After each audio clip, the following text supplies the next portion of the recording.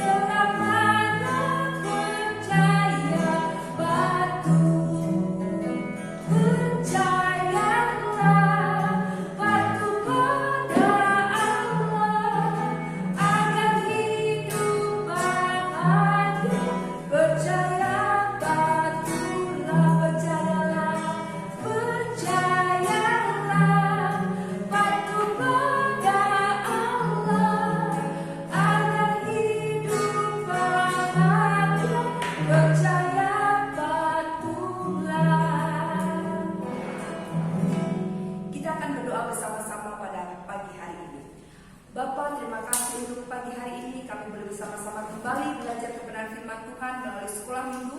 Bila Tuhan akan menolong kami, memberkati kami, supaya kami boleh mengerti dan memahami setiap isi firman Tuhan yang kami pelajari dan kami dengar pada pagi hari ini. Supaya kami terus bertumbuh di dalam Kristus, di dalam kebenaran Allah, menjadi pribadi-pribadi yang semakin mengasihi Engkau dan menuruti setiap perintah-perintah Tuhan di dalam kehidupan kami. Kami serahkan setiap murid-murid yang ada, baik yang ada di rumah masing-masing, apapun keadaan mereka, biarlah Tuhan akan memberkati dan menyertai, menolong mereka untuk terus setia belajar kebenaran firman Tuhan melalui sekolah minggu. Terima kasih Bapak, kami serahkan pelajaran kami dari awal pertengahan dan akhirnya di dalam nama Tuhan Kristus kami sudah berdoa. Amin. Hari ini kita akan belajar pelajaran yang ke-7. Kita akan buka Alkitab kita bersama-sama di dalam Kisah Para Rasul pasal yang ke-8 ayat yang ke-26 sampai yang ke-40. Saya akan membaca melalui Alkitab dan Bapak Ibu Saudara bisa menyimaknya di Alkitab masing-masing di rumah. Kisah Para Rasul pasal 8 ayat 26 sampai 40. Kemudian berkatalah seorang malaikat Tuhan kepada Filipus, katanya, "Bangunlah dan berangkatlah ke sebelah selatan, menurut jalan yang turun dari Yerusalem ke Gaza. Jalan itu jalan yang sunyi." Lalu berangkatlah Filipus, adalah seorang Etiopia, seorang sida-sida, pembesar dan kepala perbendaharaan Sri Kandake, ratu negeri Etiopia, yang pergi ke Yerusalem untuk beribadah. Sekarang orang itu sedang dalam perjalanan pulang dan duduk dalam keretanya sambil membaca kitab Nabi Yesaya. Lalu kata Roh kepada Filipus, "Pergilah ke situ dan dekatilah mereka itu." Filipus segera ke situ dan mendengar sida-sida itu sedang membaca kitab Nabi Yesaya. Kata Filipus, "Mengertikah Tuhan apa yang Tuhan baca itu?" Jawabnya, "Bagaimanakah aku dapat mengerti kalau tidak ada yang membimbing aku?" Lalu ia meminta Filipus naik dan duduk di sampingnya. Nas yang dibacanya itu berbunyi seperti berikut. "Seperti seekor domba ia dibawa ke pembantaian, dan seperti anak domba yang keluh di depan orang yang menggunting bulunya, demikianlah ia tidak membuka mulutnya. Dalam kehinaannya berlangsunglah hukumannya. Siapakah yang akan menceritakan asal-usulnya? Sebab nyawanya diambil dari bumi." Maka kata sida-sida itu kepada Filipus, "Aku bertanya kepadamu, tentang siapakah Nabi berkata demikian? Tentang dirinya sendiri atau tentang orang lain?" Maka mulailah Filipus berbicara dan bertolak dari nas itu yang memberitakan Injil Yesus kepadanya. Mereka menelanjak mereka dan tiba di suatu tempat yang ada air. Lalu kata sida-sida itu, lihat, di situ ada air. Apakah halangannya jika aku dibaptis? Saud Filipus, jika Tuhan percaya dengan segenap hati, boleh, jawabnya. Aku percaya bahwa Yesus Kristus adalah anak Allah. Lalu orang Ethiopia itu menyuruh menghentikan kereta itu dan keduanya turun ke dalam air. Baik Filipus maupun sida-sida itu, dan Filipus membaptis dia. Dan setelah mereka keluar dari air, Roh Tuhan tiba-tiba melarikan Filipus dan sida-sida itu tidak melihatnya lagi. Ia meneruskan perjalanannya dengan sukacita, tetapi ternyata Filipus ada di Asdod. Ia berjalan melalui daerah itu dan memberitakan Injil di semua kota sampai ia tiba di Kaisaria.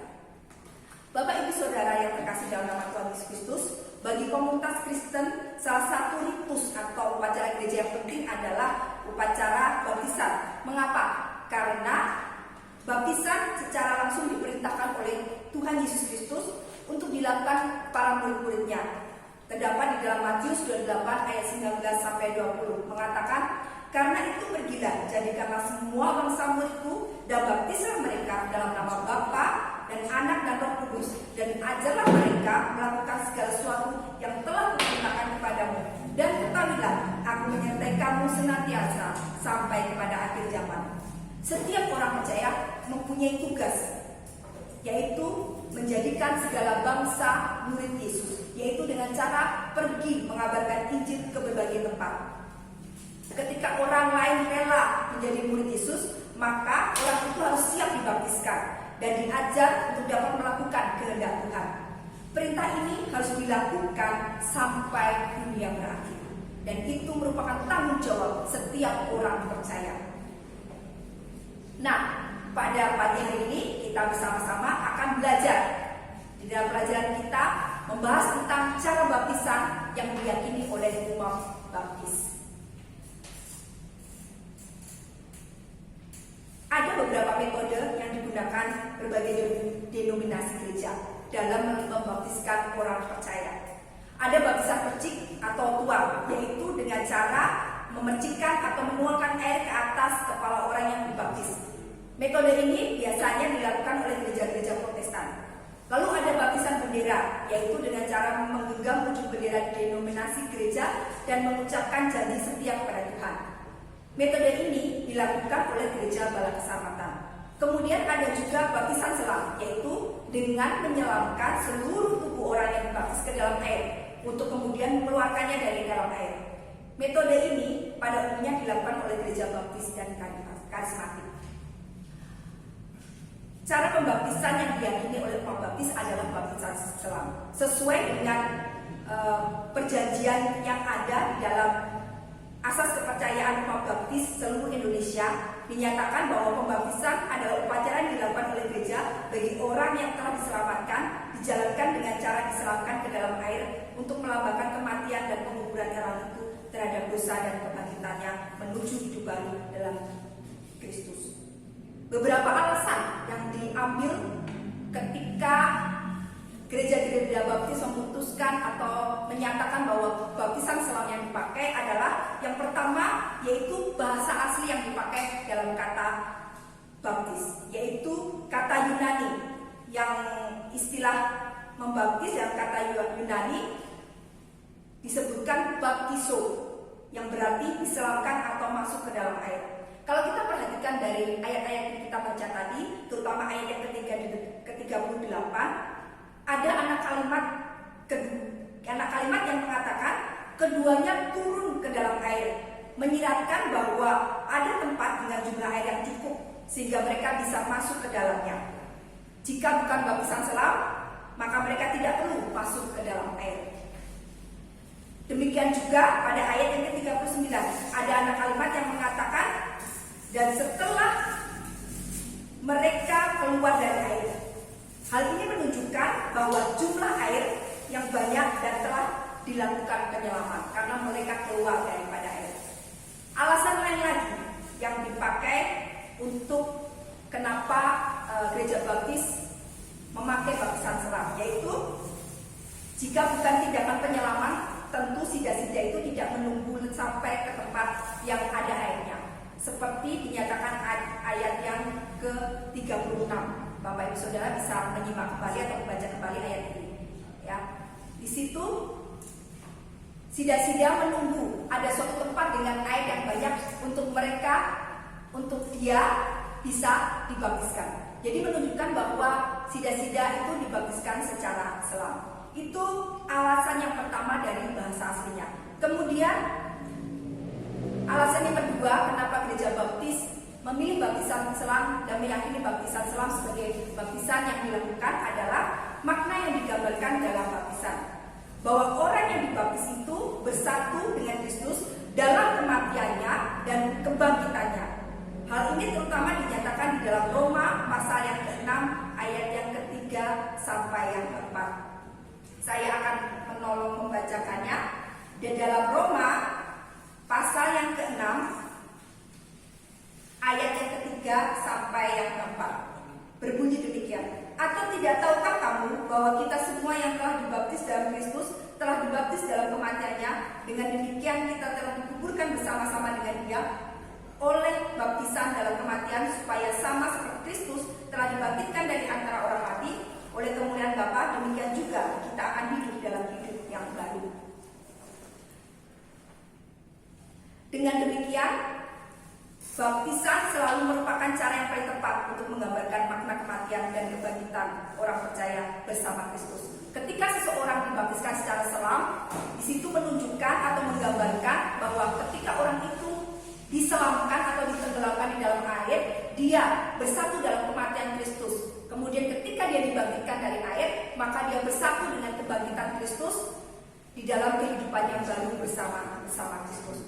Jadi sudah ada dua alasan. Yang pertama bahasa asli, yang kedua makna yang digambarkan dari baptisan. Lalu yang ketiga adalah tentang sejarah gereja. Alasan ketiga tentang sejarah gereja, yang menyatakan bahwa pada gereja mula-mula pembaptisan dilakukan secara selam. Kalau kita baca di dalam seluruh Alkitab, bahwa di dalam gereja mula-mula semua orang yang dibaptiskan pada saat itu adalah menggunakan baptisan selam.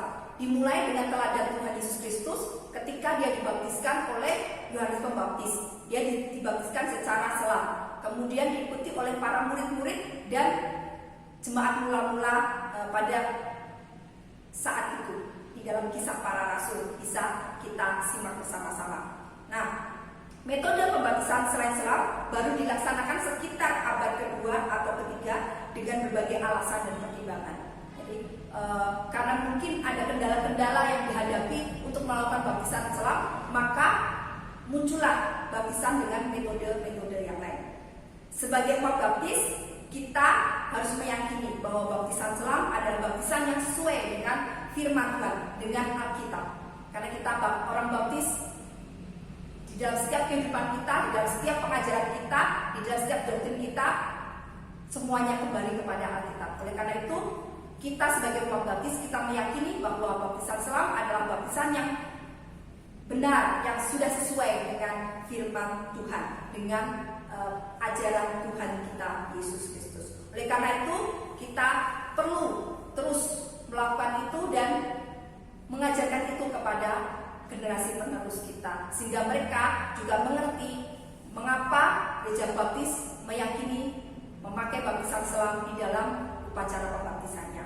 Nah, baptisan adalah gambaran orang percaya meninggalkan kehidupan lamanya dan menjalani kehidupan sebagai ciptaan baru. Di dalam 2 Korintus pasal 5 ayat 17, baptisan selam adalah satu-satunya cara yang sepenuhnya menggambarkan perubahan radikal ini. Meski merupakan cara yang paling alkitabiah untuk mengidentifikasi diri dengan Kristus, baptisan selam bukanlah syarat untuk dapat diselamatkan. Sekali lagi, baptisan tidak menyelamatkan. Yang menyelamatkan adalah iman kita kepada Yesus Kristus. Baptisan selam merupakan tindakan ketaatan kepada teladan dan perintah Kristus dan lambang penyatuan dengan Kristus. Orang baptis patut bangga dengan baptisan selam yang sudah diyakini. Itu pelajaran kita hari ini. Kalau mungkin ada hal-hal yang tidak dimengerti atau kurang paham, atau mungkin ada pertanyaan-pertanyaan mengapa seperti ini, mengapa seperti itu, silakan bisa menghubungi guru masing-masing. Anak-anak remaja bisa menghubungi Ibu Rika, kelas dewasa bisa menghubungi saya, dan kelas senior bisa menghubungi Ibu Yohana. Atau mungkin bisa langsung bertanya kepada Bapak Pendeta untuk penjelasan yang lebih jelas lagi tentang pertanyaan-pertanyaan yang mungkin timbul di dalam benak Bapak Ibu Saudara. Ya, hari ini kita mengakhiri sekolah minggu kita hari ini dengan saya bacakan dalam ayat hafalannya di dalam Kisah Para Rasul pasal 8 ayat yang ke-38. Lalu orang Etiopia itu menyuruh menghentikan kereta itu, dan keduanya turun ke dalam air, baik Filipus maupun sida-sida itu, dan Filipus membaptis dia. Kita akhiri sekolah minggu kita pada hari ini.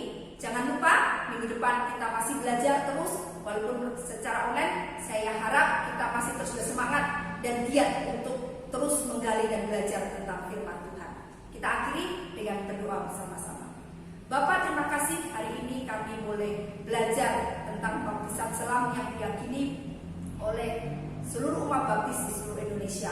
Dan mengapa kami meyakini itu, alasan-alasan yang sudah kami pelajari pada hari ini semakin menguatkan kami bahwa kami melakukan semua perintah-Mu dengan benar. Kami percaya Engkau akan terus menolong kami menjadi pribadi-pribadi yang terus boleh mentaati setiap perintah dan teladan Tuhan di dalam kehidupan kami. Karena kami sudah mati bersama-sama Kristus dan dikembangkitkan kembali dalam kebangkitan bersama-sama dengan Kristus, dan menjadi pribadi yang baru yang senantiasa rindu untuk hidup di dalam kehendak Tuhan. Terima kasih Tuhan. Jikalau ada hal-hal yang belum kami mengerti dan kami pahami, biarlah Roh Kudus di dalam hati kami memberikan pengertian, memberikan pemahaman supaya kami boleh semakin mengerti dan memahami setiap firman Tuhan pada pagi hari ini. Kami serahkan setiap orang-orang yang mendengarkan firman ini supaya semakin lebih lagi mengenal Engkau, mengenal tentang pengajaran-Mu, mengetahui kehendak Tuhan di dalam kehidupan mereka masing-masing. Jika ada permasalahan, pergumulan ataupun beban yang mereka hadapi, biarlah Tuhan yang akan menolong dan memberkati. Berikan jalan keluar, kekuatan dan penghiburan sehingga mereka tetap berserah dan bersandar kepada Tuhan, menyatakan semuanya kepada Tuhan, bergantung hanya kepada Tuhan, karena Engkaulah satu-satunya jawaban dalam kehidupan kami. Terima kasih Tuhan untuk saat-saat indah kami terus boleh belajar kebenaran firman Tuhan pada pagi hari ini. Ampuni segala dosa dan kesalahan kami serahkan doa kami di dalam nama Tuhan Yesus Kristus yang menjadi pengharapan dalam kehidupan kami. Amin.